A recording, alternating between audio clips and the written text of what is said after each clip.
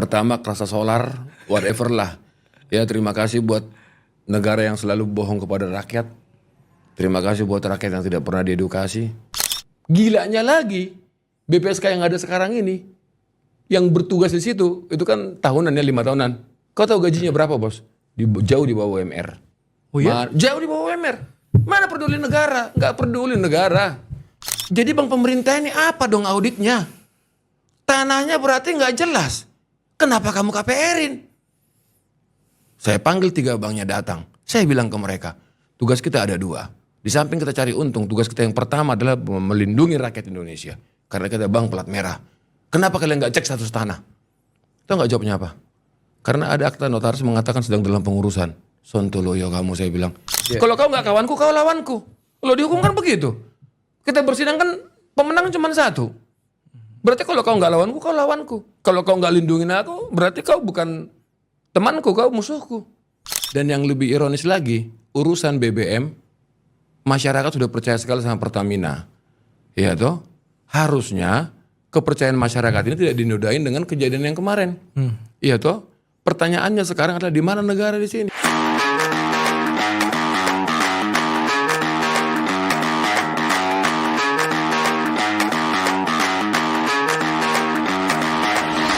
Oke, jumpa lagi di Deep Talk Indonesia. Hari ini saya kedatangan tamu yang sangat luar biasa. Ini senior sekaligus mentor mungkin ya barangkali bagi semua orang, terutama para aktivis ya. Dr. Roland Sitinjak SHMH, ahli perlindungan konsumen. Sehat bang? Sehat. Makasih banyak bang atas waktunya bang. Ya. Ini kalau Bang Roland sudah muncul, tadanya ada yang genting. Iya, warga kita tuh kadang ini bang, masyarakat kita tuh kadang nggak diperhatikan. Ya. Dan banyak juga orang-orang yang mungkin mau minta pembelaan, minta perlindungan juga nggak tahu kemana. Terutama hari ini belakangan misalkan yang lagi rame kaitan dengan Pertamina nih bang. Betul. 193,7 triliun korupsi yang ada di Pertamina Patra Niaga. Ya. Gimana abang melihat itu bang? Jadi berdasarkan perkembangan yang ada sekarang, seperti yang Adinda katakan tadi, ada urusan itu sekarang di Kejaksaan. Iya. Ya, dan tangani teman-teman dari Kejaksaan Agung. Kalau kami melihatnya dari perspektif hukum perlindungan konsumen, dan di situ saya agak kecewa. Kenapa jaksa nggak melapiskan pasal juga dengan Undang-Undang Perlindungan Konsumen? Artinya di dalam Undang-Undang 8 tahun 99, salah satu hak konsumen itu adalah untuk mendapatkan barang yang jelas, Ya. yang nggak ditipu-tipu. Yang kalau katanya isinya 10 kilo ya 10 kilo. Ya. Kalau katanya Pertamax ya Pertamax. Kalau katanya Pertalite ya Pertalite. Jangan Pertamax rasa Pertalite. Kan kira-kira begitu ya. Jadi sebenarnya yang saya sedihkan ya adalah hampir 10 tahun saya mengamatin konsumen, saya terlibat di hukum perlindungan konsumen, bahkan disertasi doktor saya pun perlindungan konsumen. Yang saya hanya melihat satu hal aja, negara tidak hadir melindungi konsumen. Negara tidak hadir. Negara tidak hadir. Banyak mau contoh besar, contoh kecil, 1001 contoh bisa saya buktikan. Negara tidak hadir. Ini yang saya teriak-teriak hampir setiap hari di manapun saya berada. Harusnya Undang-Undang 8 tahun 99, negara menjamin hak konsumen terpenuhi. Ini tidak ada. Negara tidak hadir. Dan itu tidak pernah dipakai undang-undang itu bang? Tidak, jarang dipakai. Saya nggak ngerti, mereka nggak ngerti atau saya nggak tahu. Dan termasuk masalah Pertalite. Loh, konsumen itu kan masyarakat mas. Iya. Iya kan? Bayangkan tuh, pembeli-pembeli motor yang tadinya dia harus pakai Pertamax dikasih Pertalite. Jangan-jangan motornya pun dia nyicil dari 2/3 gajinya. Maksudnya negara, sometimes di mana nih negara gitu loh. Bagaimana cara negara melindungi rakyatnya? Dan yang lebih ironis lagi, urusan BBM, masyarakat sudah percaya sekali sama Pertamina. Iya toh? Harusnya kepercayaan masyarakat ini tidak dinodain dengan kejadian yang kemarin. Iya toh? Pertanyaannya sekarang adalah di mana negara di sini? Bayangkan, dan saya yakin ini bukan baru kali ini terjadi. Ini sudah pasti cerita lama nih. Ini kan sekarang seperti gunung di tengah laut aja nih. Udah meledak aja sekarang baru meledaknya. Dan ini sudah lama pastinya. Dan itu sudah bukan isu lama kan? Masalah Pertalite sama Pertamax ini bahan oplosan dan lain-lain. Sebenarnya dari perspektif hukum perlindungan konsumen, menurut kami adalah negara tidak hadir. Abang kemarin juga berbicara bahwa ya kalau masyarakat akhirnya harus membuktikan menggunakan struk atau apapun caranya kan agak susah itu. Agak Bang. susah, betul. 190 sekian triliun, siapa orang yang pernah mengisi Pertamax sebagainya agak susah itu. Bang. Betul. Gimana caranya untuk akhirnya negara itu minimal hadir untuk masyarakat? Oke. Jadi begini, ada sebuah peristiwa ketika kami masih menjadi komisioner Badan Perlindungan Konsumen Nasional Republik Indonesia, ketika Jakarta tiba-tiba mati lampu.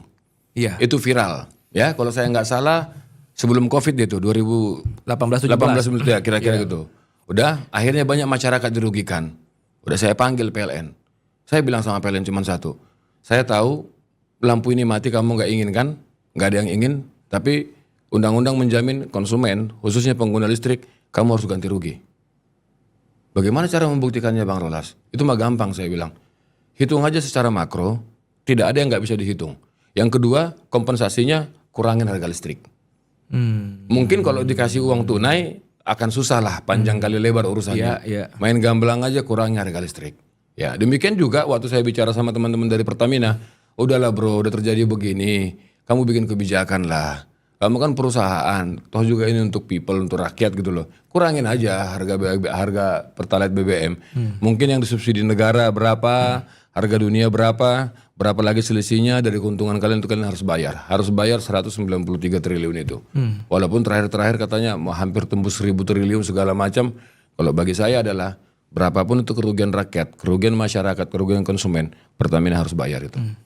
Dianggapnya itu hal biasa soal Bang di negara kita Bang.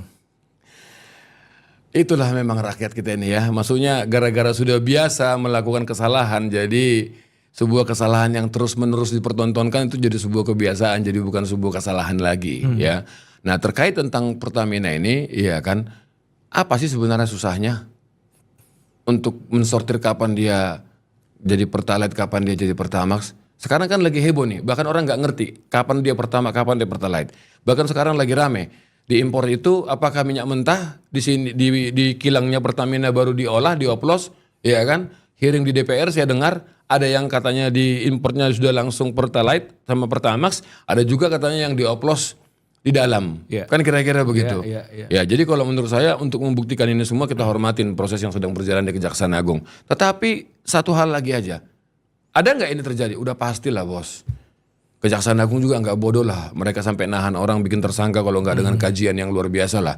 Apalagi kita apresiasi Kejaksaan Agung zaman sekarang kan cukup luar biasa lah pekerjaannya. Kita harus hormatin itu. Kita hormatin penyidikan dan penyelidikannya mereka. Yang jelas di sini adalah sekali lagi mas saya katakan, ini yang menjadi kegalauan saya sebagai praktisi hukum perlindungan konsumen. Negara nggak hadir mas. Ini baru urusan BBM, banyak lagi. Mau saya kasih contoh sampai habis acara podcast ini pun capek kalian dengarnya. Hampir di semua lini negara tidak hadir melindungi konsumen. Abang pernah tahu Bang karena apa Bang? Negara nggak pernah hadir? Saya nggak ngerti juga kenapa ya. Mungkin nggak ada yang nyadarin. Atau mungkin mereka nggak mau tahu. Atau mungkin nggak penting kita rakyat ini. Atau mungkin yang pentingnya, saya juga nggak tahu kenapa yang terjadi. Tapi yang jelas seharusnya tugas negara apa sih mas? Melayani masyarakat kan? Melindungi masyarakat kan? Contoh deh, contoh kecil. Kita ke mall belanja, sering sekali tertulis toh barang yang sudah dibeli tidak bisa dikembalikan. Itu melawan hukum perlindungan konsumen. Barang yang sudah beli bisa dikembalikan bos. Bisa, itu haknya masyarakat. Di Jakarta ini baru cuma satu saya lihat ada merek tertentu ya. Saya nggak yakin bisa ngomongin merek di sini. Ada merek tertentu. Ketika kita bayar di kasir itu tertulis barang yang sudah dibeli bisa dikembalikan. Masa pengembalian 7 hari. Ini baru fair. Ini baru pelaku usaha yang benar. Pernah lihat gak itu? Pasti jarang. Jangan-jangan kau nggak pernah lihat. Iya. Saya pernah lihat itu. Justru ini pelaku usaha dari luar sana, dari Jepang. Iya kan? Orang Indonesia nggak ada bos. Di parkiran, mobil kendaraan yang hilang segala macam nggak tanggung jawab. Terus tanggung jawab parkir apa dong? Itu nggak bisa. Mobilnya hilang harus diganti sama dia. Itu pernah kita gugat.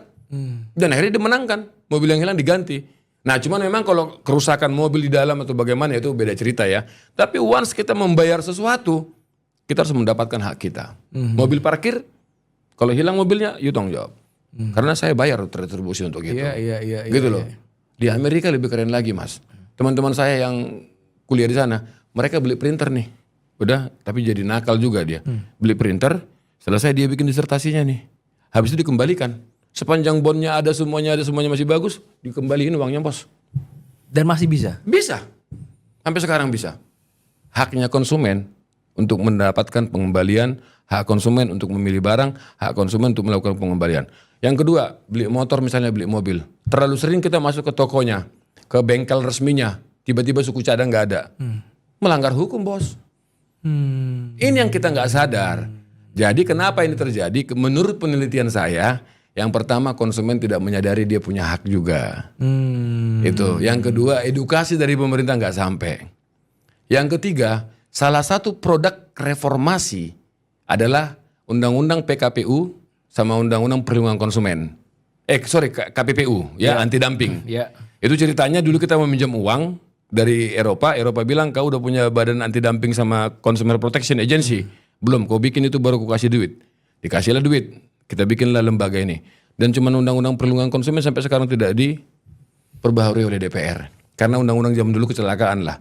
Dikumpul-kumpulin semua peraturan dibikin, akhirnya undang-undangnya nggak bisa berjalan dengan maksimal. Itu lahirnya agak sedikit prematur. Kira-kira begitu. Satu makanya nggak sisi jalan. memang ini Bang, satu sisi ini sebenarnya kan terjadi di kehidupan kita ya. Betul. Ngomongin konsumen itu ya. Benar, setiap hari. Setiap hari. Setiap hari. Semua orang beli sesuatu, semua orang pakai sesuatu. Semua. Iya kan? Once kita bangun kita konsumen bos. Bangun mau sarapan apa? Beli kan? Makan nasi beli kan? Ke kamar mandi, odol, pasta segala macam beli kan? Sejak kita bangun sampai kita tidur kita itu konsumen bos. Cuman masyarakat kita sebagai konsumen pun tidak sadar hak kita ternyata dijamin oleh undang-undang. Undang-undangnya ngeri. Ngeri undang-undangnya, negara wajib menjamin haknya konsumen. Pertanyaannya di mana negara? Gak hadir. Penelitian saya menyatakan negara tidak hadir. Abang kan udah meneliti ini lama Bang ya? Sudah lama. Bahkan tadi Abang sama bercerita Abang jadi salah satu komisioner itu juga ya menangani soal banyak hal tentang konsumen. Konsumen, betul. Sampai akhirnya hari negara nggak pernah hadir ya kita saling nggak tahu. Saling nggak tahu, betul. Padahal dari mereka lah akhirnya negara bisa berkembang, Betul. bisa maju. Dari mereka lah akhirnya negara itu ekonominya bagus atau enggak. Betul. Mas, ada lagi kejadian yang paling lucu ya. Contoh, semua orang di Indonesia ini pasti mau beli rumah. Rumah itu sekarang jadi sebuah kebutuhan. Betul. Adinda bisa bayangkan, ada di benak masyarakat ketika membeli rumah dari bank secara KPR sudah aman lah tuh barang. Iya. Karena filosofi kita ya, kalau filosofi saya sebagai pengacara, filosofinya begini, jauh lebih mudah masuk ke surga daripada kita ngajuin KPR. KPR susahnya setengah mati, ya kan, masuk surga nggak susah lah kira-kira begitu persyaratannya. Iya. Ketika kita sudah masuk jadi KPR dan disetujuin, dapat rumah lah kita. Di benak masyarakat, kalau kita beli rumah dari bank, berarti sudah aman tuh barang, semua udah dicek. Tapi nggak 1-2 mas kejadian. Saya di BPKN 6 tahun, hampir 20.000 kasus perumahan yang saya tanganin. Ironis, contoh, ada perumahan sitaan negara, tanahnya disita negara, resmi disita kejaksaan tanahnya statusnya. Tiba-tiba 10 tahun kemudian dibangun oleh developer tanah ini. Dan gilanya lagi, bank melakukan KPR terhadap tanah ini. Ini kan Sinting dan Sontoloyo mas, mohon maaf nih. Kenapa? Tanah sitaan negara bos. Bisa di KPR-in, terus banknya ngapain aja? OJK di mana di sini? Saya teriak-teriak ke OJK bilang apa? Sorry bro, kita itu urusan mikro nggak kita urusin, yang kita atur di perbankan itu urusan makro. Kasian kan rakyat yang beli tanah ini. Yang kedua, Violet Garden, Bekasi. Saya langsung yang investigasi turun. Ya, hampir 500 perumahan. Bawah ke bawah lah kira-kira begitu. Tanah cuma 90 meter bos. Kebayang dong yang penduduk di situ kira-kira begitu. Udah, mereka ini melakukan KPR dari bank pemerintah. 3 bank pemerintah. Ada yang 5 tahun, 10 tahun, 15 tahun. Di tahun ke-8 mereka rame-rame bikin laporan ke BPKN. Karena salah satu tugas kami di BPKN menerima pengaduan. Di tahun ke-8 rame-rame menerima pengaduan. Intinya adalah mereka sudah bayar secara 8 tahun ke bank pemerintah tersebut, ya, dibeli dari developer A, oke? Dia bayar kreditnya ke bank pemerintah. Tiba-tiba tahun ke-8 datang B, bank dari X, disomasi nih warga. Intinya sederhananya begini, guys, seluruh warga-warga di sini kalian semua keluar, tanah itu tanah kami. Jadi bank pemerintah ini apa dong auditnya? Tanahnya berarti nggak jelas. Kenapa kamu KPR-in? Saya panggil 3 banknya datang. Saya bilang ke mereka, tugas kita ada 2. Di samping kita cari untung, tugas kita yang pertama adalah melindungi rakyat Indonesia. Karena kita bank plat merah. Kenapa kalian nggak cek status tanah? Tahu nggak jawabnya apa? Karena ada akta notaris mengatakan sedang dalam pengurusan. Sontoloyo kamu, saya bilang. Apa susahnya kau telepon BPN setempat? Woi bro BPN, alamat sekian-sekian gimana statusnya? Oh hak tanggungan bos. Jangan kau biayain. Sesederhana itu. Tapi kau bikin rumit. Kau dapat untung berapa? Wah akhirnya jadi berdebat kita gitu loh. Mas bayangin tuh, seorang bank gampang dong telepon BPN. Iya dong. Iya kan, kepala cabang saya, kepala cabang Bekasi lah. BPN Bekasi kan pasti mitra. Bro, di jalan ini, RT ini, status tanah gimana bro? Sebelum gua kirim surat, bisa dong untuk melindungi rakyat. Gak dilakuin bos. Iya. Banyak banget tanah di Istana Negara aja bisa dibiayain bang. Bayangin tuh. Artinya dalam hal ini pemerintah sama sekali nggak mikirin soal status rakyat nanti akan seperti apa, nasibnya akan kayak gimana. That's why I tell you bro, negara nggak hadir, nggak hadir. Akhirnya gara-gara saking banyaknya pengaduan tentang sektor perumahan, saya kasih usul ke OJK, teman-teman OJK dan teman-teman Kementerian Kelainan. Saya bilang begini, kalau di bank kita punya deposit di bawah 1 miliar dijamin oleh pemerintah, ada lembaga penjaminnya lah, Oke? Kenapa kita nggak bikin di perumahan begitu? Ya, kita tahu ukurannya. Rumah masyarakat kelas bawah itu berapa? Atau rumah harga 500 juta ke bawah dijamin pemerintah? Atau bagaimana? Saya mau nangis mas, pemulung di Batam mencicil rumah. Pemulung, suami istri pemulung. Tahun ketiga mereka diusir oleh pihak yang lain. Karena tanah ini tanah sudah hak tanggungan di bank A, penjualnya B, dibiayain bank X, bank pemerintah lagi. Pemulung mas, marah betul saya di situ. Saya bilang negara nggak hadir bos. Jadi kalau saya bilang terlalu jauh kita bicara politik A, B, C, D, E, F, G, udahlah bicara yang sederhana aja. Hadir nggak pemerintah melindungi rakyatnya? Mungkin dalam hal lain hadir yes. Secara konsumen, secara kita, no. Nggak banyak bang orang yang akhirnya kayak abang mau teriak-teriak soal begini bang. Ya mungkin nggak banyak atau mungkin juga kurang serius belajarnya. Ya kalau memang ya alhamdulillahnya mungkin saya juga bisa seperti ini gara-gara mungkin disertasi saya di bidang hukum perlindungan konsumen. Karena di mata kuliah kita sarjana hukum juga hukum perlindungan konsumen itu bukan mata kuliah wajib. Jadi banyak ketidaktahuan. Jadi underline-nya itu adalah kurangnya edukasi. Pertanyaan saya, apakah pemerintah melakukan edukasi? No. Carut-marutnya perlindungan konsumen juga ancur-ancuran. Hancur-hancur. Kalau di luar negeri mas, urusan konsumen itu cuma satu lembaga yang nanganin. Di sini Kementerian Perdagangan punya perlindungan konsumen, Kementerian Perumahan punya perlindungan konsumen, Kementerian punya perlindungan konsumen. Pertanyaannya, ya kan, konsumennya jadi liar, mau lapor kemana kalau dia punya masalah. Kalau di luar negeri satu lembaganya, mau urusan mulai beli air mineral sampai beli rumah, beli apa segala macam, satu lembaganya. Sampai akhirnya satu pertanyaan bang, sampai kapan abang ada di titik capek itu bang? Mungkin sampai Tuhan manggil saya kali, karena saya pikir akhirnya saya berpikir belakangan begini, sepertinya Tuhan ini punya rencana unik, dia ciptain gua mungkin nyiptain saya hanya untuk menyadarkan orang urusan ini gitu loh. Padahal sederhana loh mas, ini sederhana banget. Lagi-lagi ya contoh perumahan, kenapa di Singapura sama di Australia tidak ada persoalan perumahan? Kenapa di Indonesia begitu marak? Di Australia mas keren. Kamu sebagai developer mau bangun rumah, minta izin dong ke pemerintah. Oke, mas pemerintah saya mau bangun rumah. Oke, berapa rumah yang mau kau bangun? Berapa biayanya? Total bangun 1000 rumah 1 triliun misalnya. Oke, mana uangmu 1 triliun sebagai jaminan? Pemerintah pegang jaminannya, silahkan bangun. Jadi kalau ada konsumen komplain, datang pemerintah ngelihat benar, langsung dikasih nih uang kau. Sana. Ini kan enggak. Tanah sengketa, surat yang tadi mana-mana dibangun, dibiayain lagi oleh KPR. Gilanya lagi plat merah pula. Kalau bukan gara-gara ada KKN ada apa bos? Sesederhana yang saya sebutkan tadi, di kota Bekasi. Apa susahnya sih kepala cabang bank plat merah ini telepon BPN setempat? Bro, tanah kau itu gimana di jalan ini? Hak tanggungan gak? Ada yang mau mengajuin kredit nih. Mau bangun 500 rumah dia. Sederhana kan? Kenapa gak dilakuin? Orang bodoh juga kan bisa ngecek itu bos.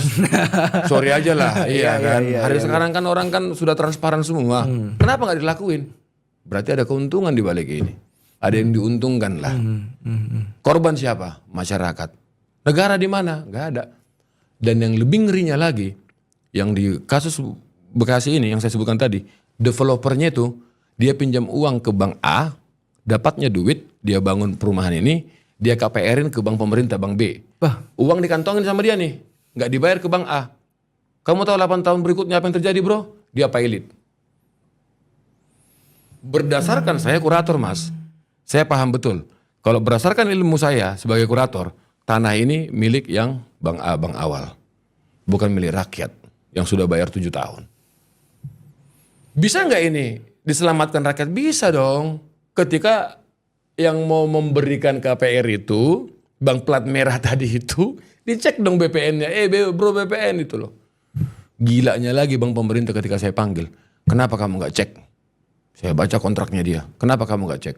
Di kontraknya itu memang asli benar-benar kontrak kapitalis. Itu yang saya geramnya. Kontraknya bunyinya kira-kira begini, Mas. Masalah tanah bukan urusan dia. Urusan dia masalah utang piutang aja. Jadi kalau saya bilang ibaratnya masyarakat kita dalam hal jual beli rumah sering membeli mobil bodong.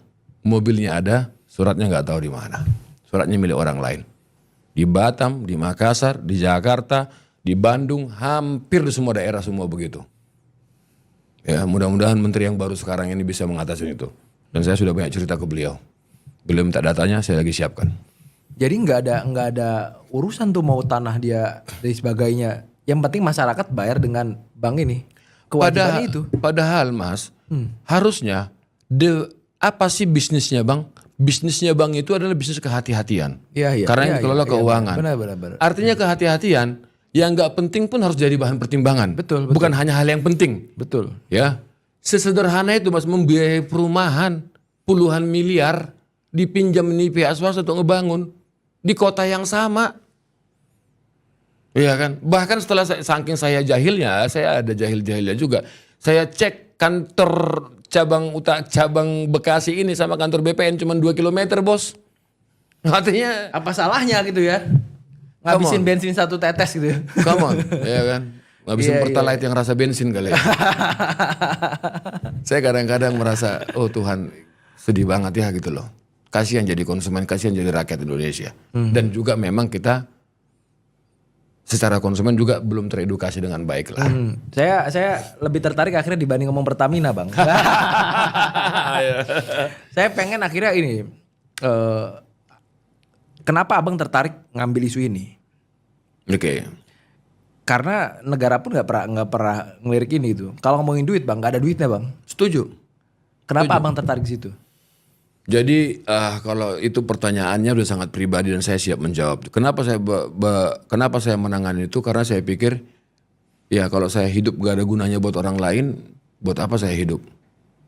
Ya, salah satu tokoh yang saya kagumi, ya Buya Hamka mengatakan kalau kau hidup gak ada gunanya, kau sama dengan babi yang hidup di hutan gak ada gunanya juga gitu loh kira-kira. Jadi saya pengen hidup ada gunanya dan ini gak disentuh orang. Dan menurut saya ini hal yang penting. Orang harus disadarkan, ini hak kamu loh. Pelaku usaha ini kewajiban kamu loh. Kira-kira begitu. Ya kan, jadi banyak lah Mas, banyak banget. Contoh lah bidang di e-commerce. Ya kan, tiba-tiba semua jualan di online. Hei negara, jangan tunggu. Ini di Indonesia ini begitu Bos. Ada persoalan dulu baru negara hadir. Macam pemadam kebakaran. Iya kan. Sementara kalau negara luar sudah ada hidran-hidran di depan rumah. Jadi kalau ada kebakaran langsung ini. Nggak ada Mas. Coba di mana negara. Ya kan. Coba di mana. Padahal harusnya bisa dapat pajak dari situ, dari online itu. Di mana. Ini sebenarnya tidak dieksersis dengan bagus. Tidak dimanajemen dengan bagus. Contoh satu itu. Contoh yang kedua bilang apa lagi nih ya. Yang sehari-hari yang sederhana aja lah. Yang sehari sederhana. Misalnya apa nih. Misalnya beli kendaraan nggak ada seperempatnya, ya kan? Beli televisi yang nggak ada suku cadangnya, melawan hukum Bos. Beli televisi rusak, diklaim ke toko yang jual, suku cadang nggak ada, melawan hukum. Harusnya sudah harus ada suku cadang baru lu bisa jualan. Itu undang-undang Mas. Dilakuin nggak? Enggak. Kita sibuk kasih berantem aja sesama kita gitu loh. Haknya kita nggak pernah dipenuhi. Apa contohnya lagi? Banyak deh, banyak banget yang terjadi di kehidupan kita sehari-hari. Iya. Banyak hampir di semua sektor. Gitu loh. Itu yang saya katakan. Kita bangun sudah konsumen, Bos.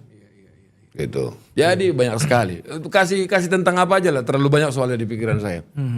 Terlalu banyak. Saya nggak tahu mana yang mau saya keluarkan. Bahkan saya juga luput dari itu. Kadang kita oh ya udahlah biarin aja gitu. Ya udah biarin aja. Ternyata banyak orang yang mendapatkan keuntungan dari biarin aja itu, Bang. Banget. Dan kalau menurut saya, dosa yang paling besar bukan membunuh. Dosa yang paling besar bukan melakukan kezaliman. Menurut saya dosa yang paling besar adalah pembiaran. Secara keilmuan saya orang hukum, dosa yang paling besar bagi orang kami hukum adalah pembiaran. Karena ketika saya biarkan kamu terjerumus dalam lubang, Tuhan harusnya meminta pertanggungjawaban terhadap saya. Harusnya saya bisa dasarin kamu. Adinda, kamu jangan ke sana, itu lubang. Kamu masih nggak dengar. Saya gampar kamu. Adinda, jangan ke sana, itu lubang. Akhirnya kamu terus masuk lubang. Saya yakin di surga pun saya nggak ditanya lagi dosa itu. Karena saya sudah berusaha maksimal. Ini kan saya biarin aja. Malah yang banyak apa? Saya dorong aja. Ya. Kira-kira begitu. Oh, jungkal. Jadi senior-senior kita juga kasih contoh banyak yang nggak benar lah. Jungkal menjungkal, dorong mendorong, bukan mengingatkan. Iya. Iya, jadi akhirnya ya itulah mungkin kegunaan saya hidup berjuang di era situ. Dan ini Bang, berjuang. apa namanya? Kita kayak terlalu banyak lembaga, Bang ya. Betul. Tapi akhirnya nggak kepake, Bang, lembaga. Betul. Bikin lembaga A, lembaga B, lembaga C. Tapi akhirnya juga nggak pernah kepake. Nggak pernah kepake. Mubazir, buang-buang duit aja, Bang. Buang duit. Iya kan? Iya. Contoh nih, contoh satu nih, yang perlu saya kritisi, Kementerian Perdagangan. Kenapa, Bang? Di Kementerian Perdagangan itu ada namanya Dirjen Perlindungan Konsumen. Iya. Buat apa sampai level Dirjen Perlindungan Konsumen? Sekarang saya tanya, kalau ada konsumen perumahan yang komplain, lapor ke perdagangan, emang didengar sama Menteri Perumahan? Emang didengar sama menteri yang lain? Iya kan? Udahlah, persoalan di bangsa kita ini kan persoalan hubungan antar lembaga. Iya kan, punya gengsi masing-masing. Iya kan? Harusnya, itu yang saya bilang mubazir, di Kementerian Perdagangan nggak perlu sampai level dirjen. Gitu loh, kepala biro aja atau eselon 2, eselon 3 aja. Karena yang dia urusin itu cuma sektor perdagangan. Karena dia nggak akan bisa mengurusin sektor yang lain. Iya kan, urusan trading aja. Urusan yang lain bisa dikerjain nggak? Pasti nggak bisa, bos. Memang mau dengar kementerian lain sama dia? Udah pasti. Udahlah, sejak kita jadi manusia di Indonesia ini kan gengsi-gengsi kementerian itu masing-masing ini. Nah sebenarnya itu dari awal udah kita dorong. Udahlah bro, ngapain ada dirjen di sana? Buat anggaran soal, Bang. Udah pasti, ya, entah apalah untuk nambah lagi pejabatnya segala macam. Dan akhirnya banyak teman-teman perdagangan nggak suka sama saya, tapi terserah. Saya ngomongin kebenaran aja. Karena di otak saya itu bahkan berdasarkan disertasi saya, Mas mohon izin loh, saya ini cum laude loh S3 urusan perlindungan konsumen. Ya, menurut saya itu lembaga perlindungan konsumen itu cukup cuma satu. Jadi dia yang nampung semua sektor. Baik dari e-commerce, dari perumahan, dari apa, semua dia lah induknya. Kalau kita bilang umbrellanya lah. Ya kan, entah apapun lembaganya di situlah. Ya, kalau urusan trading kecil-kecilan panggil Kemendak, nih. Urusan apa nih? Urusan pertanahan, BPN, kau beresin ini, ini. Setiap konsumen, ini harusnya leader. Sekarang bolak-balik, Mas. Justru Kementerian Perdagangan sekarang jadi umbrellanya. Makanya kita lucu ngelihatnya gitu loh. Saya tahu ini pemerintah nggak sadar atau saya nggak ngerti lah. Jujur jawab, Kementerian Perdagangan berani dia ngurusin di luar kementeriannya, berani dia cari solusi, nggak punya, Mas. Belum lagi pemerintahan kita ini satu pintu pengaduan, entah pintu mana ini ya kan. Sekarang di Menpan RB nggak di-maintain juga dengan bagus. Karena kita juga susah lah, kira-kira liar lah. Padahal sederhana kok penyelesaiannya kalau mau. Dalam konteks akhirnya kasus di korupsi yang di Pertamina, Bang. Siapa yang harusnya memperhatikan korban? Dalam tanda kutip masyarakat yang menjadi konsumen hari ini. Benar. Siapa yang harus memperhatikan? Mas, undang-undangnya itu undang-undang perlindungan konsumen. Tapi kalau bahasa sederhananya itu adalah undang-undang perlindungan masyarakat. Iya. Udah? Iya. Nah dalam kejadian Pertamina ya negara harus ganti rugi dong, bos. Secara spesifik ke siapa? Iya, ke Pertamina. Tanggung jawab Pertamina dong. Jadi Pertamina jangan seperti beberapa di YouTube rilis mereka gitu, kami ya sok bersih lah kira-kira begitu. Itu macam-macam. Kan mereka sudah dipanggil juga sama DPR RI. Hearing ya kan. DPR manggil Pertamina, manggil swasta ada 2 kira-kira begitu ya kan. Bahasanya seragam banget. Kalau kita sebagai aktivis ngedengar-dengar bahasa pertanyaannya satu, jawabannya seragam, udah kayak percuma aja kita rapat gitu loh. Ya kan kira ada persoalan bos. Iya. Ya kan ada 3 pemain, 3 jawabannya sama. Ya kalau sama semua seperti itu, kenapa ada ini bos? Kan ngerti gak sih? Iya. Kalau memang sama yang kalian lakukan, kenapa ada ini? Jadi seolah-olah teman-teman kejaksaan bodoh gitu loh. Iya kan, nggak bisa bedain mana Pertalite mana Pertamax karena masalah campuran residu dan lain-lainnya gitu loh. Kalau saya bilang sih ini dagalan-dagalan aja. Dan ini kan ancamannya serius bang. Banget. Kalau seandainya akhirnya masyarakat semua beralih nggak ke Pertamina, ini kan negara bakal berkurang pendapatannya. Betul. Kalau akhirnya ke swasta lain ya. Iya. Tapi Mas tahu nggak sih jomplangnya harga di swasta sama di Pertamina, selisih harga Pertamax di swasta sama di Pertamina berapa? Selisih harga Pertalite di Pertamina berapa? Ya, Pertamax saja 900 per liter. Nggak mungkin rakyat itu pergi ke sana. Berarti ada selisih. Kenapa swasta sih berselisih sih? Berarti kalau dibuat harganya di bawah 900 selisih ini, berarti nggak untung. Iya. Pertamina mampu karena memang selisih harga dibayar oleh negara. Iya. Disitulah kerawanannya. Sederhana kan? I see. Iya. Itulah sederhana. Kita ke swasta mas, siapapun itu kita merek apapun itu bicara pertama 900 per liter, ya kan? Kalau cuma 1-2 liter sih kita oke. Sehari kita bisa 20 liter, 30 liter kali sebulan kali setahun udah berapa ratus juta juga dong. Kira-kira begitu. Akhirnya kita ke Pertamina. Kenapa harga Pertamina lebih murah? Ada subsidi, regulasi pemerintah dan lain-lain. Ya justru disitulah mungkin bancakan yang terlalu banyak. Makanya saya bilang ini penyakit lama. Ya, hormat sama Kejaksaan Agung bisa bongkar ini sekarang. Ya, tapi kalau saya lihatnya ini udah pasti penyakit lama lah. Dan nggak pernah nyinggung soal konsumen. Dan nggak pernah. Ya selalu berpikir soal ini pelakunya ditangkap sudah selesai. Iya. Dan saya juga yakin nanti juga hukumannya udahlah seperti yang udah-udah. Ya kan. Seperti yang udah-udah. Yang sudah terjadi. Iya. Ya mereka nggak pernah berpikir bahwa kita punya motor, punya mobil yang rusak. Iya, buat dia kan harga motor kamu dan mobil kamu nggak ada apa-apanya buat dia dan dia nggak peduli itu mas. Republik ini kan tunggu keluarganya kena, ya kan tunggu dianya kena, pejabatnya kena, keluarganya kena baru dia ngeh. Kalau orang lain yang kena masa bodoh aja dia. Mungkin dia cuma sebentar jadi pejabat di benak pikirannya begitu jadi dia ambil keuntungan aja. Itu yang saya sedihkan lihat pemimpin kita ini. Nggak ada sense of belonging untuk melindungi rakyat itu.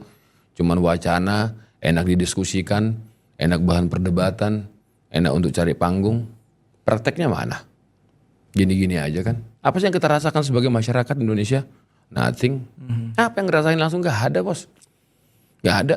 Ya kalau kita sekolah ada ini ada terjamin ada. Emang tugas negara kan memang itu. Tugas kau jadi pemimpin memang itu. Jangan bangga dengan tugasmu. Iya. Iya dong. Memang kewajiban untuk Emang itu. kewajiban kamu. Memang kamu ada untuk itu dong. Iya kan jangan.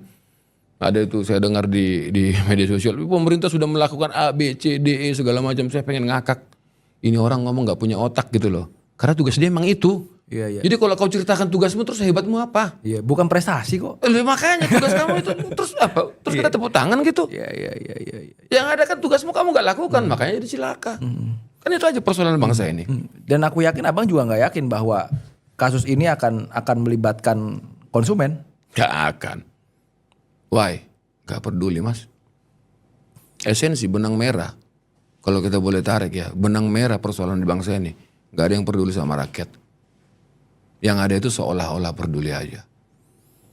Yuk bicara di sektor mana, ayo. Di sektor mana, ayo. Kasus perumahan. Waktu saya menangani 6 tahun di BPKN. Pemainnya di belakang layar semua pejabat-pejabat bos. Saya pengacara latar belakangnya. Investigasi merupakan SOP pengacara. Saya lakukan SOP itu di BPKN. Pelaku-pelaku usaha itu saya cek PT-nya. Saya cek pemilik sahamnya. Saya cek di ujung PT-nya. Biasa PT A punya PT B, PT punya C segala macam. Pejabat bos. Lagu lama lah. Di ilmu kita pengacara mah ini mah ilmu semester 5 ini. Tangan pertama, tangan kedua, tangan ketiga gitu loh. Makanya saya bilang gak ada sense of belonging untuk masyarakat dan negara. Oke, menjadi pertanyaan adalah bang. Di Rut Patra ini. Yes. Ini ditumbalkan. Ya. Atau memang ya pemainnya adalah dia doang. Kalau abang melihat bahwa ini adalah kasus lama. Karena kan pembelian apapun kan harus tanda tangan atasan dong bang. Pertanyaannya apa nih? Saya bisa langsung jawab nih betulnya. Di Patra sekarang ini Adinda, sial aja dia apes. Zamannya dia ini dibuka gitu loh. Ya kacamata kita lihatnya begitu aja. Ini kan kejadian lama bos. Long time ago sudah terjadi. Jadi kasihan aja kawan itu apes dia. Secara kemanusiaan. Iya kan? Iya. Ya kasihan aja. Dan celakanya ada di Indonesia. Ya kasihan aja dia. Yang kalau misalkan pengen dikuak semua, wah ini janganlah nanti Indonesia bakal begini. Ya itu dia. Ketidakberaniannya. Pokoknya gue bilang sial aja dia udah. Nggak ada cerita. Why? Peristiwa ini sama nggak sama yang dulu-dulu? Prosesnya sama nggak? SOP-nya begitu nggak? Pemainnya sama nggak? Kemarin baru digerebek tuh kantor swasta yang katanya orang kuat juga segala macam. Dari berapa puluh tahun lalu dia main di situ bos. Sama nggak peristiwanya 10 tahun lalu, 20 tahun lalu sama sekarang? Sama nggak? Kenapa sekarang baru meledak? Berarti sial dong dia. Itu aja kalau saya lihat sih. Udah skeptis mas. Iya. Udah skeptis kita lihatnya gitu loh. Kecuali ini baru peristiwa baru, kejadian baru, langsung ditindak, hormat sama pimpinan, hormat sama pemerintah. Ini peristiwa lama kok, udah berapa generasi ini baru dia yang ditangkap. Berarti dia apes. Iya. Narasi Pak Prabowo itu di mana-mana selalu tentang rakyat, Bang. Setuju. Barangkali ini akhirnya jadi angin surga untuk masyarakat bahwa mereka akan dilindungi. Dalam konteks apapun. Abang yakin nggak bahwa akhirnya Pak Prabowo tuh akan berpikir soal korban daripada Pertamina ini? Pertanyaan saya, boleh nggak saya bertanya balik? Presiden mana sih yang nggak menjanjikan hal seperti yang dijanjikan Prabowo? Iya. Emang Adinda sebagai rakyat Indonesia apa nggak udah bosan dengan janji-janji? Nggak satupun presiden yang tidak menjanjikan hal yang sama. Ya, saya nggak bilang Pak Prabowo akan melakukan hal yang sama juga, enggak. Saya nggak tahu jawabannya. Mudah-mudahan Pak Prabowo bisa menjadi jawaban dari kejenuhan masyarakat, kejenuhan konsumen, kejenuhan rakyat melihat kezoliman yang ada. Mudah-mudahan. Tapi pertanyaan saya, emang Pak Presiden sebelum-sebelumnya nggak berjanji hal yang sama? Prakteknya opo? Rakyat juga yang jadi korban kan? Utang nambah terus, penderitaan menambah terus, dolar makin gila-gilaan, udah nggak kebeli lagi apa-apa. Apalagi negara kita negara impor, semua diimpor, semua makin mahal. Siapa yang jadi korban mas? Rakyat. Ya ada mas kalau saya lihat. Dalam kasus apapun rakyat akan jadi korban. Pasti. At the end rakyat jadi korban. Dan itu harus rakyat sadari bahwa dia dari bangun tidur sampai akhirnya tidur lagi, bangun lagi. Konsumen dia. Undang-Undang 899 menjamin haknya dia. Ya kalau bicara agama, kitab sucinya Undang-Undang 8 lah sebagai masyarakat. Termasuk kamu, saya dan semua kita. Ya kan, kita nggak pernah sadar itu. Siapa yang salah? Rakyat nggak? Enggak. Pemerintah dong. Kan kewajiban kamu melakukan edukasi kepada rakyat. Iya kan? Jangan nanti kau lakukan edukasi terus kau bangga pula. Kan padahal tugas kamu. Ngapain? Apa sih yang perlu dibanggain tugas kamu kok gitu loh. Tapi abang udah melihat bahwa pemerintah tuh pernah mengedukasi itu? Ngakunya sih pernah. Pertanyaannya kamu lah bro. Kamu aktivis. Perjalanan kamu udah cukup panjang. Pergaulan kamu udah cukup luas. Kamu udah kemana-mana di seluruh republik ini. Pernah gak kau merasa teredukasi sebagai konsumen? Dari semua kalangan kawanmu. Mulai tukang pulung sampai pemerintah pusat sana kau punya sahabat, punya semuanya, punya pergaulan. Menghadiri banyak seminar, kongres dan lain-lain, kau bahkan udah kemana-mana. Saya tanya balik, kau pernah gak merasa sebagai konsumen, sebagai rakyat teredukasi oleh pemerintah? Itulah jawaban saya. Apalagi rakyat yang bukan seperti kamu. Iya dong mas. As simple as that kan cara berpikirnya. Kamu aja yang sudah bergaul di mana-mana mulai seluruh lapisan. Ya kan, mulai lapisan dasar sampai lapisan atas kawan banyak. Pernah nggak kau teredukasi? Atau saya balik, pernah nggak pimpinan-pimpinan orang-orang hebat yang kau kenal mengajak kamu menyadarkan masyarakat ini haknya? Gak ada yang peduli mas. Kita harus jujur juga lah, gak ada yang peduli. Otokritik juga buat kita. Mungkin kamu juga nggak tahu bro, ternyata ada barang seperti ini gitu loh. Iya. Tahun 99 undang-undangnya bos, undang-undang Lapu. Dan cuman itu salah satu undang-undang yang gak pernah direvisi. Peduli nggak DPR? Mana peduli DPR? Mana katanya mereka konstituen. Konstituennya apa tuh? Konsumen bos. Iya. Urubah dong undang-undangnya dong. Jamin dong konstituen kamu. Jamin dong rakyat kamu. Urubah dong undang-undangnya. Jangan macan ompong. Kalaupun akhirnya nggak dirubah juga sebenarnya kan itu hal baik untuk akhirnya dijalankan. Loh benar, pertanyaannya ada yang peduli nggak? Nggak ada. Lah undang-undang itu kan nggak lahir dari perut bumi, bos. Ya. Iya kan, eksekutif sama udahlah. Jadi akhirnya kita jadi kalau melihat ini, kalau saya sih melihatnya hal yang sederhana, hal yang kecil, apabila dilakukan dengan baik, pasti hal besar biasanya dilakukan dengan baik. Mana ada orang bisa melakukan hal besar dengan baik, hal kecil aja dia nggak lakukan dengan baik. Dan sampai hari ini masyarakat masih dianggap kecil. Benar. Nggak ada yang peduli, udah titik. Seolah-olah peduli, yes. Iya kan? Coba bayangkan, ya pokir-pokirnya DPR segala macam. Apa sih output pokir-pokir mereka? Pembangunan lah, apalah, project base. Kenapa sih nggak pernah ada yang coba memberikan kesadaran, coba memberikan mengedukasi. Edukasi kan nggak harus sekolah, bos. Iya kan? Apa kayak gitu. Contoh kecil nih. Salah satu contoh kecil. Undang-Undang 8 tahun 99 mengatur 3 lembaga. BPSK, LPKSM, sama BPKN. Oke. BPSK, Badan Penyelesaian Sengketa Konsumen. Badan Penyelesaian Sengketa Konsumen ini ada dulunya di kabupaten kota sebelum undang-undang Odda yang baru. Ya, sekarang ini ada di provinsi. Tujuannya BPSK ini, kalau ada perkara-perkara konsumen yang kecil-kecil, yang nggak perlu ke pengadilan, inilah menyelesaikan. Udah, di Indonesia ini berapa provinsi, bos? Cuma 10% yang ada BPSK-nya. Yang lain nggak peduli. Gak usah ngomong tuh semua tuh. Peduli nggak kamu sama rakyat kecil? Sekarang kalau rakyat itu hanya untuk urusan parkiran segala macam melapor ke pengadilan, itu mah hilang ayam jual kerbo, bos. Padahal sudah ada fasilitas namanya BPSK, Badan Penyelesaian Sengketa Konsumen. Udah, gilanya lagi, ini ketidakpedulian negara. BPSK ini yang biaya ini yang gaji ini pemerintah daerah. Nggak mau mereka membiayai ini, bos. Padahal ini perlu lembaga ini untuk melindungi rakyatnya, masyarakatnya. Mau nggak mau. Gilanya lagi, BPSK yang ada sekarang ini, yang bertugas di situ, itu kan tahunannya 5 tahunan. Kau tahu gajinya berapa, bos? Jauh di bawah UMR. Oh iya? Jauh di bawah UMR.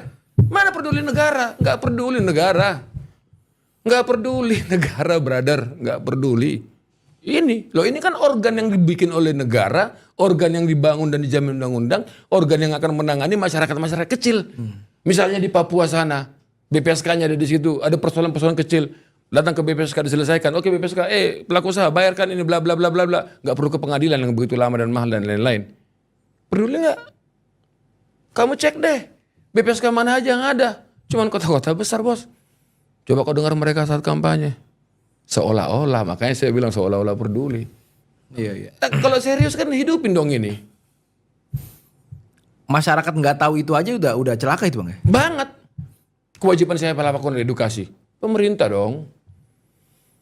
Pemerintah nggak peduli. Artinya kalau masyarakat nggak tahu aja berarti kan ini nggak ada kerjaannya gitu, Bang. Iya makanya lu ngapain aja gitu loh. Iya ya.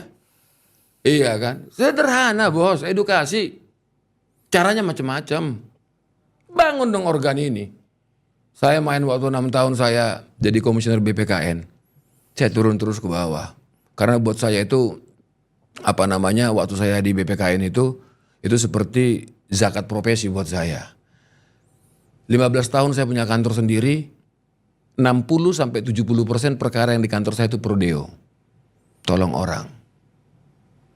Syukur alhamdulillah kantor saya masih hidup. Walaupun pendapatan saya dari katakan kalau ada 100 perkara, 60% tuh mas, 60 perkara itu gratis. Bisa diaudit kantor saya, silakan. Cuman dari 30 sampai 40 perkara itu yang bisa menghidupi kantor lah. Ya sampai saya ada di sini saat ini. Dan alhamdulillah saya bisa hidup. Kantor bisa hidup kira-kira gitu. Dan itulah yang menjadi kegelisahan di saya. Negara nggak hadir. Catat negara tidak hadir. Yang ada negara seolah-olah hadir. Aku pengen akhirnya narik pengalaman abang, Bang. Waktu abang jadi komisioner di BPKN, Bang. Ya. Bagaimana peran negara, Bang? Karena abang ada di dalam itu. Ya. Abang tahu persis Ya. apa negara nggak hadir adalah merupakan kesimpulan daripada abang ada di situ. Ya. Atau seperti apa, Bang? Contoh, tadi saya katakan ya, dalam hal melindungi rakyatnya, dalam hal melindungi konstituennya, dalam hal melindungi masyarakatnya, dalam hal melindungi masyarakat atau konsumen, ada lembaga BPSK. Hidup gak? Gak ada hidup. Nggak ada. Yang kedua, Badan Perlindungan Konsumen. Ini adalah lembaga negara yang anggarannya paling kecil di antara seluruh dunia di Republik penganggaran di pemerintahan. Mulai zaman pemerintahan siapapun sampai sekarang. Ironis. Untuk melindungi hampir 300 juta orang, 280 juta orang konsumen, anggarannya dia lebih besar dari anggaran Polsek. Oh iya? Benar. Hadir nggak negara? Kerjaan BPKN apa? Melindungi rakyat kan? Udahlah, makanya saya bilang udahlah, kamu itu seolah-olah semuanya. Meskipun di situ tulisannya Republik Indonesia. Yes. Sama Polsek. Undang-undang 8 tahun 99 itu undang-undang, Bos. Gara-gara undang-undang ini lahir lembaga ini. Udah? Lembaga ini lahir. Waduh, Bro. Kau bisa bayangkan ya, BPKN itu terbagi 4 komisi. Ya, komisi 1, 2, 3, 4. Komisi 3 menanganin pengaduan yang ke rakyat lah segala macam di tempat gua. Kau tahu setahun anggarannya berapa? Zaman saya tuh anggarannya itu setahun paling banyak 1 miliar. Itu udah keliling Indonesia. Jadi makanya saya bilang waktu zaman saya itu alhamdulillah saya nggak makan, maksudnya saya udah punya kantor. Jadi saya di BPKN itu cuman pengabdian lah, zakat profesi yang saya katakan tadi. 1 miliar lah anggarannya. Dibagi Setahun. beberapa No, komisioner. satu komisi. Oh. Oke, 1 miliar, Bos. Setahun, Bos. Udah ini keliling dunia, udah ini keliling, pokoknya udah inilah melangani pengaduan. Kau tahu sekarang anggarannya berapa? Ya, ini yang perlu kau suarakan itu. Anggaran sekarang setahun berapa coba? Cuman 200 juta. Sontoloyo bukan. Siapa biang keroknya? Kementerian Perdagangan. Gerem saya. Karena ini lagi nih, lahirnya Badan Perlindungan Konsumen sama lahirnya anti dumping ya KPPU lahirnya bareng. Karena dipersyaratkan dunia harus ada 2 lembaga ini. Udah? Sampai sekarang penggajiannya BPKN ini masih nyantul di Kemendak. Ada pengurangan di kementerian, dikurangin lagi BPKN. Bro, kalau anggaran cuma 200 juta, udah gaji karyawan saya aja hampir 300-400 juta sebulan, Bos. Kantor pengacara cuman kecil begitu. Kalah sama lembaga negara. Sedih. Nggak ada di negara, makanya nggak hadir di negara. Makanya saya teriak-teriak juga, bubarin aja tuh BPKN. Bubarin aja, nggak ada gunanya. Ngabis-ngabisin uang aja. Iya, percuma. Bayangin, Bos. Stafnya ada 15 orang. Komisi 3 ya. Saya bicara komisi 3. Stafnya ada 15 orang. Komisionernya ada 4 orang, 9 orang. Mereka pakai cuma anggaran 200 juta setahun untuk kerja. Penggajian beda ya, penganggarannya. Penggajian udah selesai lah. 200 juta, Bos. Itu 2 kali seminar habis, Bang. Kalau seminar habis. Karena salah satu tugas kita kan melakukan edukasi. Iya. Makanya juga Anda tidak teredukasi sama BPKN karena uangnya nggak ada. Kenapa uangnya nggak ada? Negara nggak peduli. Setuju nggak kamu? Makanya saya bilang negara nggak peduli. Iya. Nggak peduli negara. Sebenarnya kan perpanjangan tangan negara melakukan edukasi apa sih? Kan lembaga-lembaga ini. Peduli nggak dia? Nggak peduli. Jadi seakan akhirnya kewajiban masyarakat ditarik terus, haknya dibelurkan. Makanya. Sedih nggak jadi dari rakyat? Sedih, Bos. Satu sisi kita ngelihat pejabat-pejabat yang korupsi dan sebagainya. Tapi 25 tahun pengalaman saya jadi pengacara. Aktif jadi pengacara loh. Nggak punya kerjaan lain selain pengacara kira-kira begitu. Tiap hari di pengadilan, di kantor polisi, di kejaksaan. Ya kan? Dan sebagai aktivis perlindungan konsumen saya tiap hari melakukan disertasi tentang hal itu. Buat tulisan segala macam, teriak-teriak. Kamu googling deh, Rolas Sitinjak di Google itu, lihat itu. Wow, pasti tentang konsumen itu. Ribuan kali berita tentang saya itu. Didengar nggak sama mereka? Mana didengar, nggak ada uangnya di situ kan? Dari tahun ke tahun pemerintahan, Bang. Dari tahun ke tahun. Nah, hanya kau bilang presiden sekarang janjinya begitu. Ya alhamdulillah, syukur, mudah-mudahan terjadi. Tapi pertanyaan saya balik. Ada nggak presiden yang nggak kayak begitu? Semua kan begitu. Gitu loh. Dulu saya katakan, Jokowi nggak pro konsumen. Nanti juga Pak Prabowo begitu. 2-3 tahun saya lihat nggak ada kerjanya. Saya mungkin akan kampanye buat beliau. Ini bukan pro konsumen, bukan pro rakyat. Dari perspektif saya undang-undang perlindungan konsumen. Konsep apa yang Abang tawarkan, Bang? Dengan Abang mengkritisi hal ini. Negara harus melakukan edukasi kepada masyarakat, titik. Masyarakat itu konsumen dan pelaku usaha. Tapi kalau narasinya begitu seolah-olah ini bahasa bahasa bahasa kayak bahasa dagang. Padahal sebenarnya negara harus melakukan edukasi kepada rakyatnya, kepada masyarakatnya gitu loh. Kan masyarakat itu konsumen, bos, gitu loh. Ini kamu punya hak loh. Tapi lembaga ini juga perpanjangan tangan negara siapa sih? Kan nggak mungkin presiden yang langsung melakukan edukasi. Ya dibesarkanlah lembaga-lembaga ini. Jangan dikerdilkan. Kalau seandainya saya menyimpulkan negara memelihara orang yang tidak paham, tidak tahu, orang bodoh lah katanya. Sepakat ya bang? Enggak. Dibiarin aja nih kalau saya bilang. Biarnya membiarkan orang-orang bodoh ini. Karena masyarakat dianggap bodoh aja bang. Mereka punya hak tapi juga akhirnya mereka nggak bisa ngapain orang dia nggak tahu. Ya, mungkin bahwa dia punya hak itu gitu loh. Iya, dosa pembiaran tadi yang sedang terjadi. Ngerti nggak? Dosa pembiaran tadi yang sedang terjadi. Dibiarkan kita bodoh. Dibiarkan rakyat bodoh. Dibiarkan rakyat nggak tahu haknya. Terus pertanyaannya, siapa yang diuntungkan? Ya kau jawab aja sendiri. Sedih mas. Bayangkan tugas BPKN itu menerima pengaduan dari seluruh Indonesia. Sekarang pengaduannya di zaman saya sudah bikin daring online lah, kira-kira kita ada bangun aplikasi. Jadi hanya 200 juta lah anggaran setahun menerima pengaduan dari seluruh Republik Indonesia. Besaran anggaran Polsek gak tuh? Iya, iya. Hadir gak negara? Gak hadir. Siapa di sini? Koordinator Perlindungan Konsumen, Kementerian Perdagangan. Peduli gak Kementerian Perdagangan? Gak peduli. Sampaikan ke Menteri Perdagangan, dia gak peduli tentang perlindungan konsumen. Yang bicara saya. 6 tahun saya merasakan derita di situ.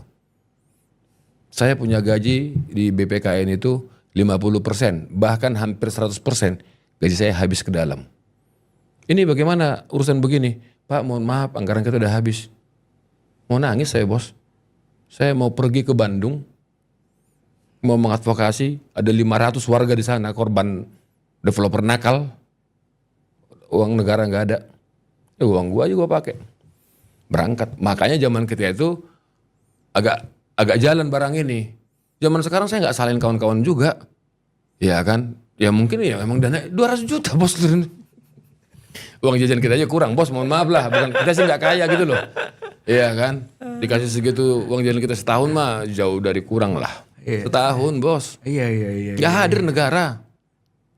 Nah sialnya lagi. KPPU sudah mandiri, BPKN nggak mandiri. Dua-dua yang lahir ini Kemendak.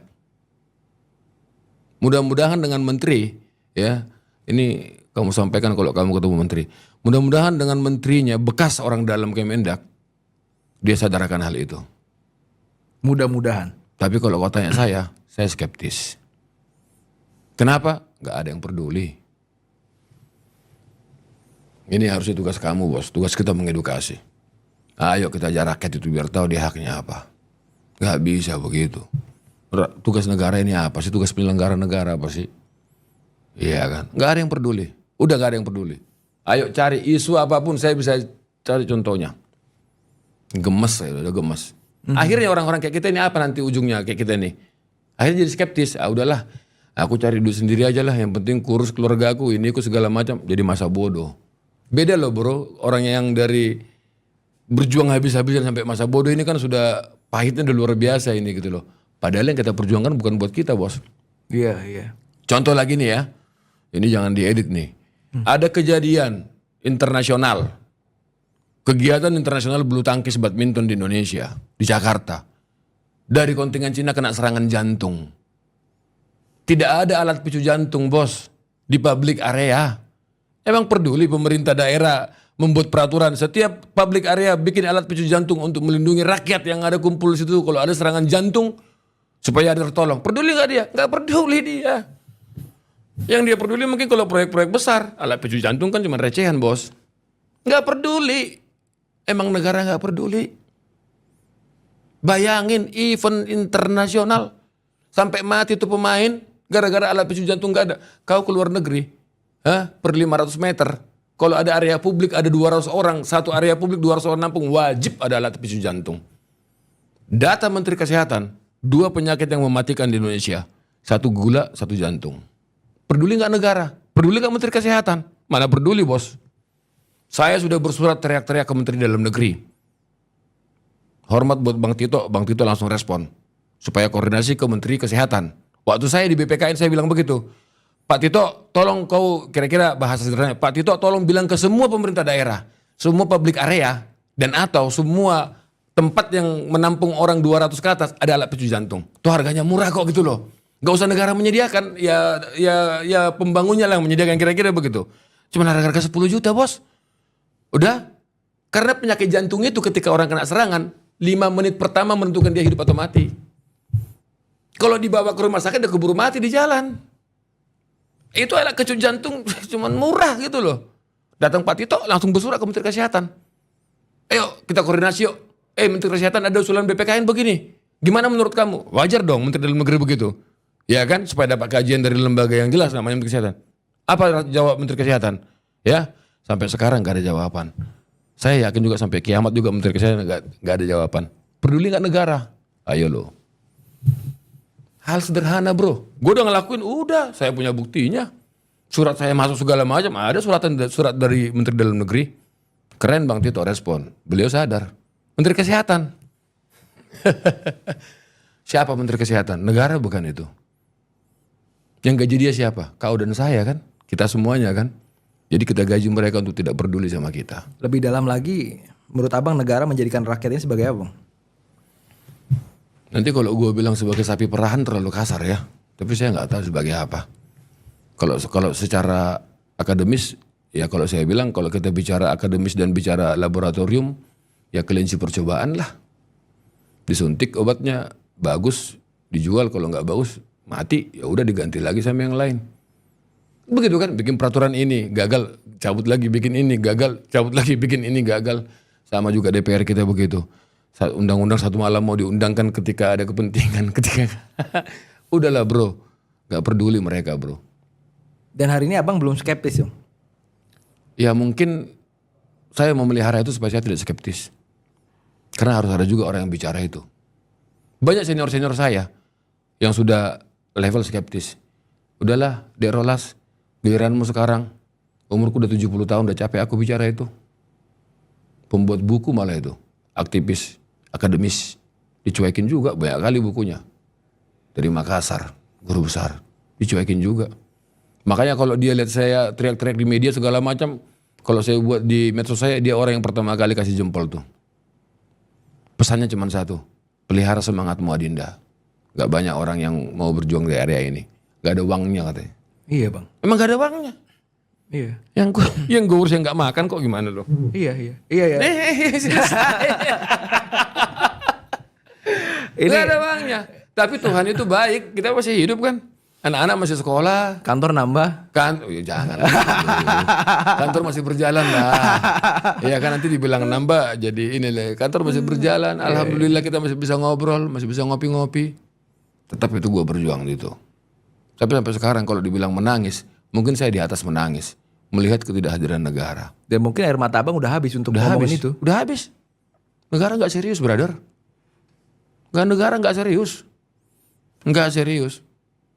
Kalau lebih ekstrim ini negara gue bilang negara nggak hadir. Itu perlu dicatat, negara nggak hadir. Kenapa konsumen? Kenapa masyarakat nggak sadar akan haknya? Kenapa? Nggak ada edukasi kan? Tugas edukasi siapa? Ya negara bos.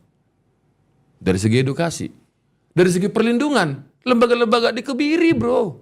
Kok bisa bayangkan BPSK itu ahli? Syaratnya BPSK itu harus ini, harus itu, harus ini, harus itu. Gaji di bawah UMR.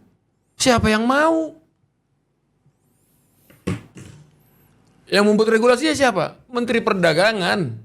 Sorry to say, banyak sahabat saya di Menteri Perdagangan. Ini bukan personal, enggak. Negara juga salah setting lah. Koordinator perlindungan konsumen dibuat Menteri Perdagangan. Udah, Menteri Perdagangan yang diurus cuman apa? Cuman trading lah bro. Di sektor lain emang dia bisa. Sektor industri bisa dia. Nggak bisa kan? Sektor pertanahan dia bisa. Kan masyarakat, tanah, rumah, industri apa? Bisa nggak dia ngomong sama menteri yang lain? Enggak, levelnya sama. Didengar nggak? Udahlah kita sama-sama tahu. Sejak Republik ini berdiri sampai sekarang, koordinasi antara kementerian itu adalah hal yang paling sulit diwujudkan. Iya. Bagus buat Pak Prabowo melakukan retreat, mungkin supaya persamaan frekuensi dan lain-lain. Ya mudah-mudahan berhasil lah, kita berdoa. Tapi kalau janji yang kau sebutkan itu, sejak saya jadi manusia, semua presiden berjanji begitu. Dan saya sudah capek dengar janji itu. Saya nggak tahu, mungkin kamu hidup di alam yang lain. Kau dengar presiden yang sebelumnya memang nggak janji seperti itu. Kayaknya janji, Bang. tapi ya memang ya saya juga baru mengetahui bahwa ternyata separah ini gitu. Banget. Aku udah bilang kamu itu, aku tahu kau Adinda, pergaulanmu dari bawah sampai ke atas. Kau udah kemana-mana, kau aktivis, kau orang pintar, kau orang hebat. Kau aja tidak pernah merasa teredukasi mengenai hal ini. Apalagi rakyat yang di pinggir jalan sana. Apalagi yang di kampung-kampung sana. Apalagi yang di tempat opung saya yang di pegunungan sana. Padahal kau udah tinggal di ibu kota. Salah, siapa yang salah? Peduli nggak? Nggak peduli. Undang-undang BPKN kita itu sudah old school. Udah nggak berlaku, sudah nggak main, udah nggak kena. Lahir pun dia cacat kok. Gara-gara kita mau dapat pinjaman lunak dari IMF. IMF mensyaratkan harus ada anti-dumping dan Consumer Protection Agency. Ya kan? Anti-dumping. Teman-teman dari KPPU. Lahir nggak? Lahir. Ada undang-undangnya. Dapat pinjaman lah kita. Setelah lahir diapain? Dibiarin. Jadi ada ya gara-gara. Ya makanya gue bilang nggak niat. Ya pokoknya I tell you the truth. Negara nggak hadir melindungi konsumen. Jadi kalau masalah Pertamax, ini cuman seujung kuku, ini persoalan yang dialami oleh rakyat Indonesia, ditipu-tipu terus. Ditipu-tipu terus, gak hadir negaranya. Mau persoalan apa? Perumahan aku udah cerita panjang kali lebar. Persoalan apa? E-commerce juga begitu. Persoalan apa lagi? Iya kan? Pinjam meminjam, ya kan? Zaman Covid segala macam. Debt collector gak boleh ada segala macam, berkeliaran juga. Di mana negara, bro? Udahlah. Padahal sebenarnya negara ini bisa melakukan hal-hal kecil aja dulu. Hal yang sederhana, yang prinsip di masyarakat. Bagaimana konsumen mendapatkan haknya. Iya kan. Apa-apa sekarang import. Dolar sekarang udah gila-gilaan. Dan dolar 15.000. Iya kan. Udah. Makanya saya bilang kasihan loh. Jadi kalau dibilang ada Indonesia gelap, Indonesia terang, Indonesia ini, kalau saya sih perasaan sejak lahir saya lihat udah gelap terus aja.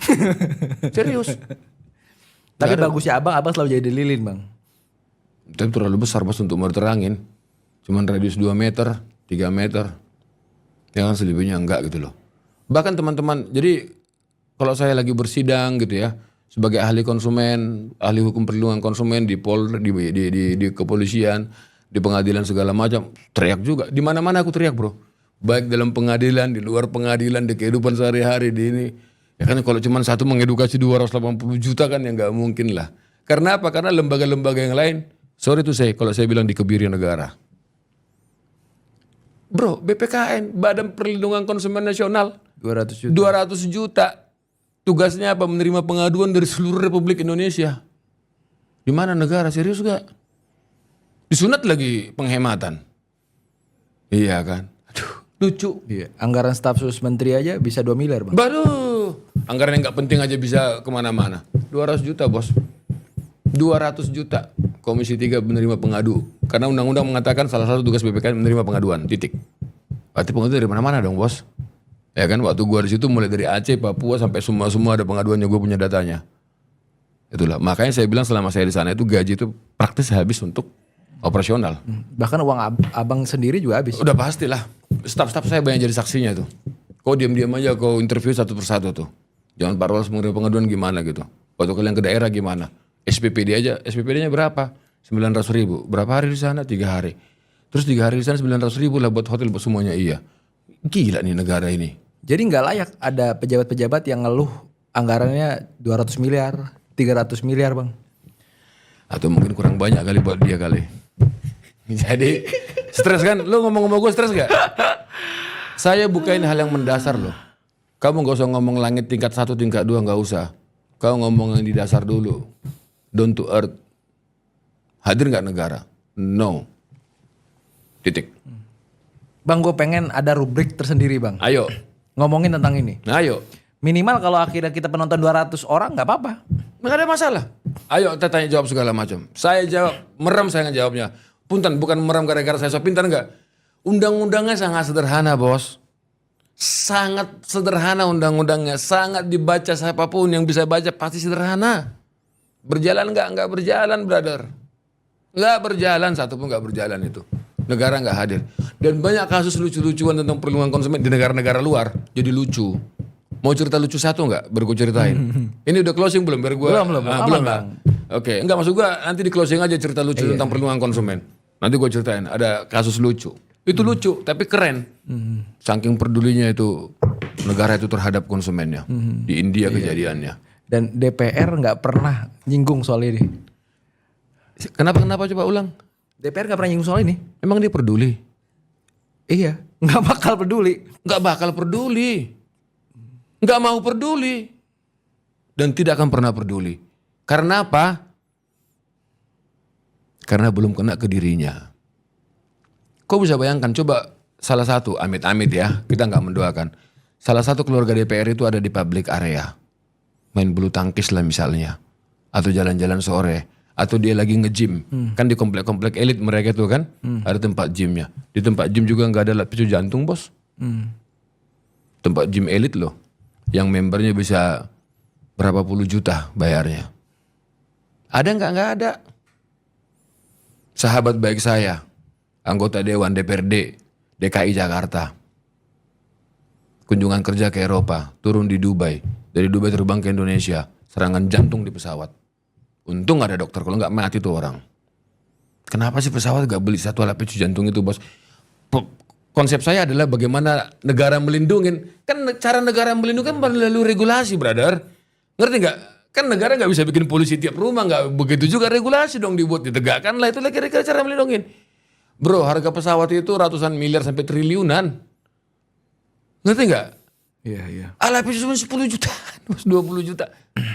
Ini contoh kecil yang saya sebutkan bagaimana harusnya negara hadir melindungi rakyatnya.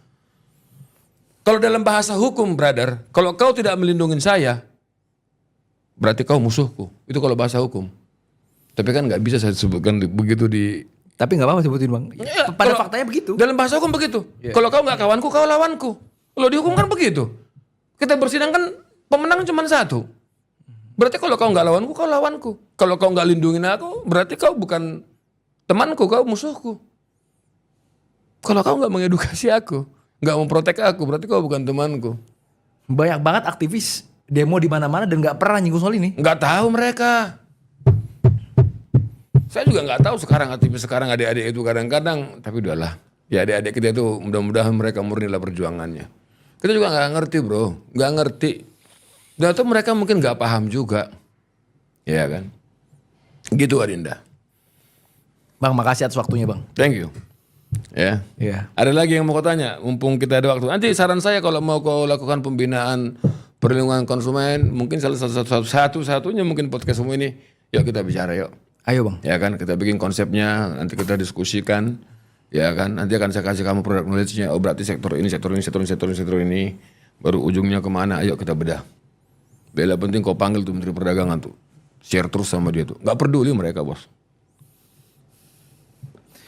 Oke, thank you bang. Ya.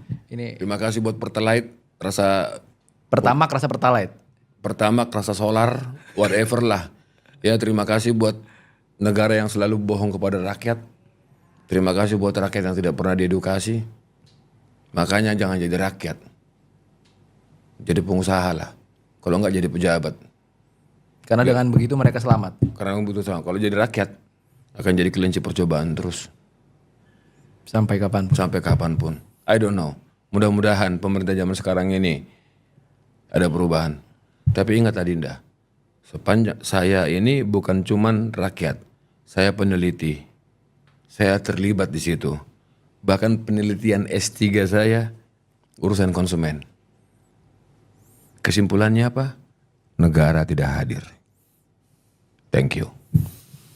Oke, teman-teman semua, jangan lupa like dan komen, tentunya di-share video ini dan nantikan video selanjutnya.